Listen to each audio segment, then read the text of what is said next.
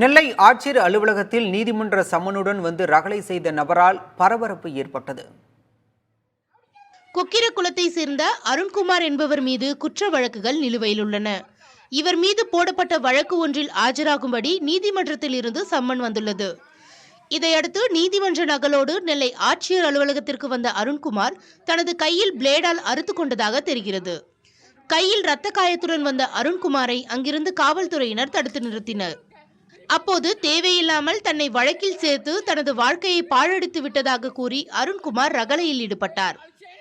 தான் பசிக்காக திருட ஆரம்பித்ததாகவும் பின்னர் அதையே தனது தொழிலாக மாற்றிவிட்டார்கள் என்றும் 2 ஆண்டுகளாக திருந்தி வாழ்கிறேன், இடையூறு செய்யாமல் வாழ விடுங்கள் என கண்ணீரோடு தனது ஆதங்கத்தை வெளிப்படுத்தினார்.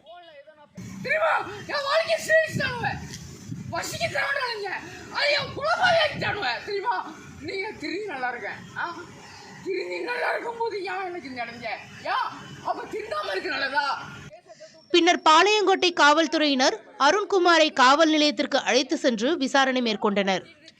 அருண்குமார் மீது 30க்கும் மேற்பட்ட குற்ற வழக்குகள் நிலுவையில் இருப்பதாலும் குற்ற வழக்கில் கைது செய்த காவல்துறையினரை பார்க்கும் போதெல்லாம் இதுபோன்ற செயல்களில் ஈடுபடுவதாகவும் காவல்துறையினர் தெரிவித்தனர்.